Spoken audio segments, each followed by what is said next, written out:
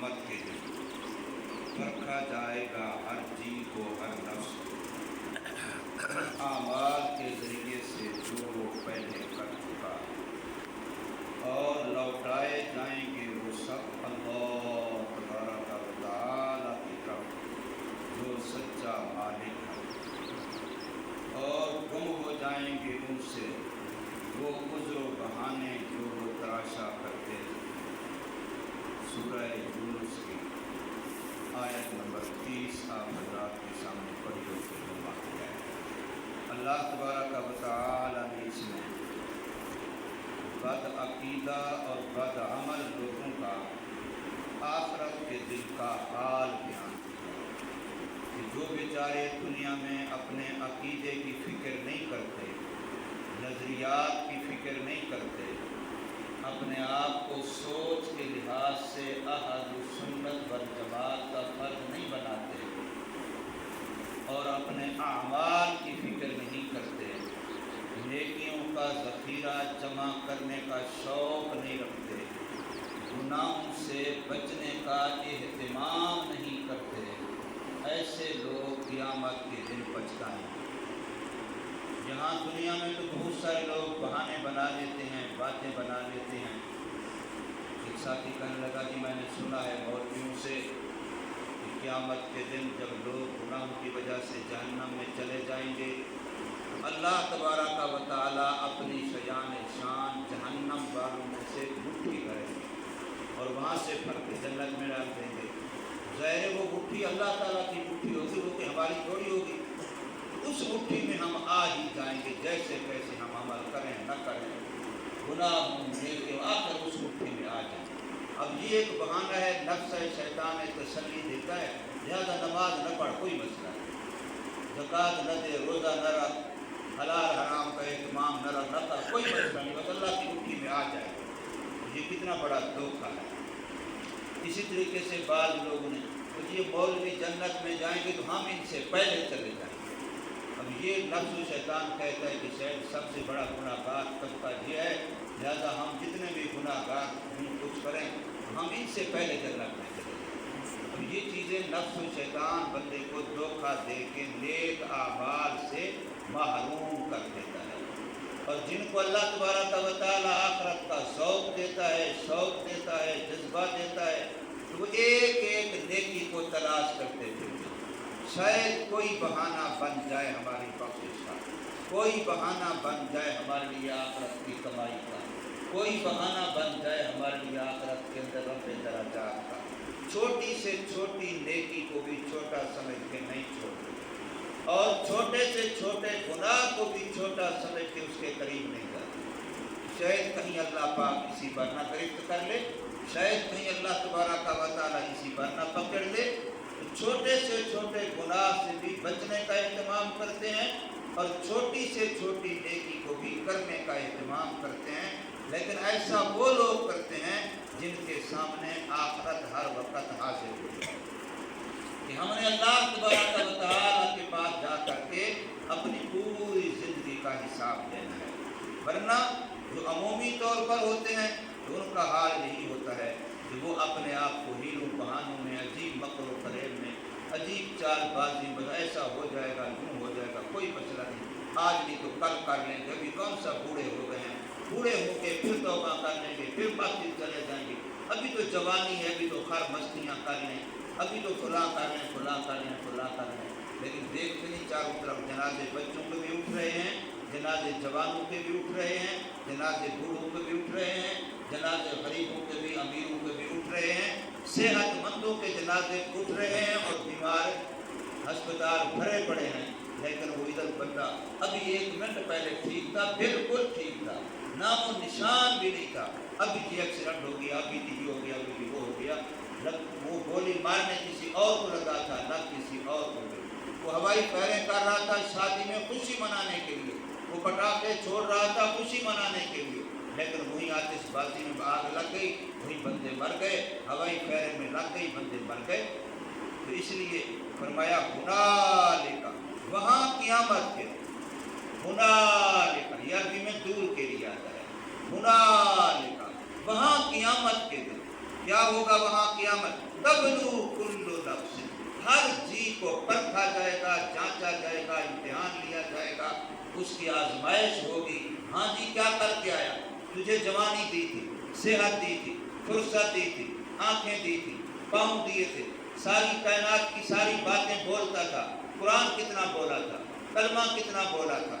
دین کی دعوت کی بات کتنا بولی تھی، تیری زبان 24 گھنٹے چلتی تھی، لیکن وہ چلتی کدھر تھی؟ تیری آنکھ 24 گھنٹے دیکھتی تھی، اللہ کے لیے عبرت کی نگاہ کیا دیکھتا تھا، حرام سے کتنا آنکھ کو بچاتا تھا، صحیح چیز کتنا دیکھتا تھا۔ ایسے ہی تیرے کانوں کی سننے کی صلاحیت 24 گھنٹے کام کر رہی تھی، آیت سے کیا سنا تھا، کس نیت سے سنا تھا، کیسا سنا تھا، تیرے ہاتھ ہر وقت حرکت کرتے تھے، تو نے کتنا ان ہاتھوں کو نیکی کے لیے استعمال کیا، کتنا گناہ سے بچنے کے لیے استعمال کیا، کتنا اس کو ویسے استعمال کیا۔ تیرے پاؤں ہر وقت چلتے تھے، کدھر چلا ہے، کتنے قدم، ایک ایک قدم اللہ کے یہاں بنا ہوا ہے کہ کتنا دین کے لیے قدم اٹھا ہے، کتنا حق کے لیے قدم اٹھا ہے، اور کتنا دنیا کے لیے، فضولیات کے لیے۔ تو وہاں جب پرکھا جائے گا تو پتہ چلے گا کہ اللہ کا حکم تو یہ تھا کہ تم آدھے سے کم از کم زیادہ وقت، زیادہ صلاحیتیں اللہ کے لیے لگاؤ۔ جب اللہ یہ فرماتا ہے کہ مجھے کثرت سے یاد کرو، ہر نیکی اللہ کی یاد ہے، تو کثرت آدھے سے زیادہ کو کہتے ہیں، تو کم از کم کثرت کی تعریف آدھے سے زیادہ پر آتی ہے، ورنہ تو بالکل پورا زیادہ اس پر، لیکن آدھے سے زیادہ پھر کہہ سکتے ہیں یہ زیادہ ہے یہ تھوڑا ہے، اور اگر دونوں برابر برابر تو کسی ایک کو زیادہ نہیں کہہ سکتے۔ زیادہ تو تب کہیں گے جب آدھے سے زیادہ ہو، کم از کم۔ تو ہمارا آدھے سے زیادہ وقت، آدھے سے زیادہ دیکھنا،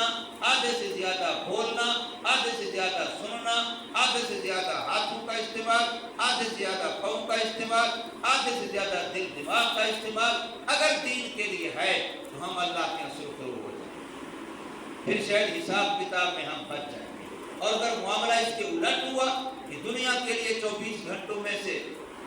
20 گھنٹے نکلے اور آخرت کے لیے 2-3 گھنٹے بھی نہ نکلے